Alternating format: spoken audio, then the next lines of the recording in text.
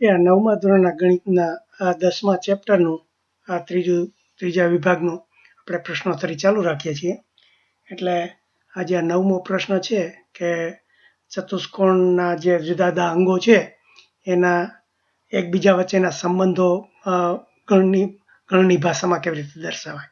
એટલે અહીંયા કુલ 6 એના જુદા જુદા ગણધર્મો આપ્યા છે, એ આપણે એક પછી એક જોઈએ. કે પહેલો ગુણધર્મ છે કે ચતુષ્કોણનું પ્રત્યેક શિરોબિંદુ તેની પાસેની બાજુનું છેદબિંદુ છે. હવે એટલે શું? એટલે જે શિરોબિંદુ અને બાજુ છે એટલે આપણે અને એ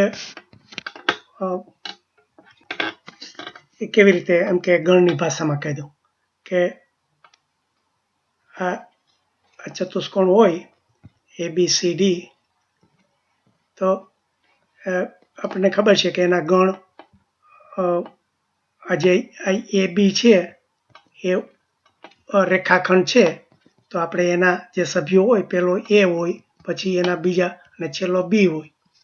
એવી રીતે AD રેખાખંડ છે, AD રેખાખંડ એના સભ્યો પેલો A હોય, પછી બીજા બધા હોય કે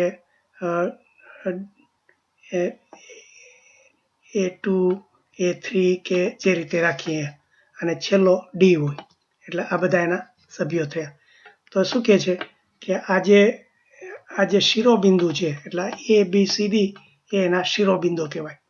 એટલે આ શિરોબિંદુ જે છે એ એમ કે પાસેની બાજુનું, આપણે પાસેની બાજુ શીખા કે આ AB અને AD છે, પાસેની બાજુ છે. AB અને આ AD જે છે જે રેખાખંડ એ પાસેની બાજુ છે. તો આ પાસેની બાજુ હોય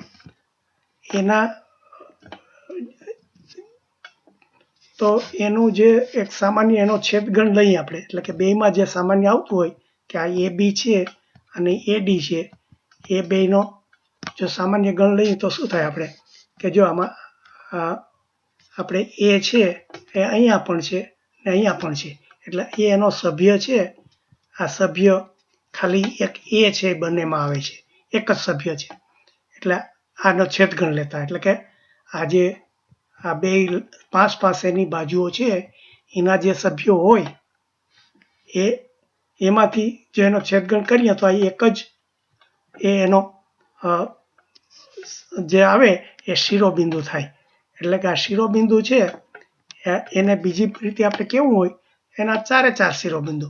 એવી રીતે ધારો કે આપણે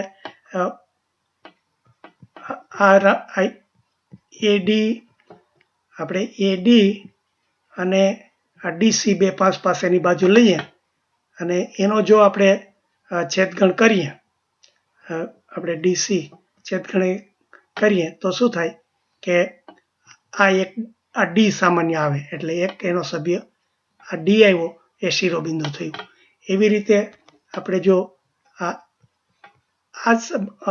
આપણે DC બાજુ લઈએ અને આ BC બાજુ લઈએ અને BC રેખાખંડ લઈએ તો એનો છેદગણ લઈએ. અમે ખોટું કર્યું, એટલે આ છેદગણ એટલે એમાં બેમાં સામાન્ય આવતો હોય.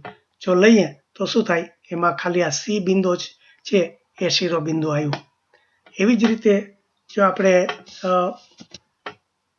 આ AB અને આ BC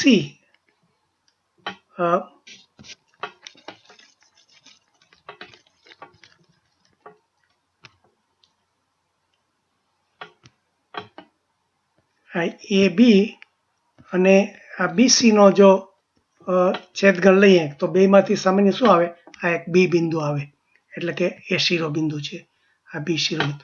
એટલે આવી રીતે ABCD આ 4 જે શિરોબિંદુ છે એને આપણે બીજી રીતે ઓળખવા હોય તો કેવી રીતે કે જે પાસેની બાજુ હોય એનો છેદગણ લઈએ તો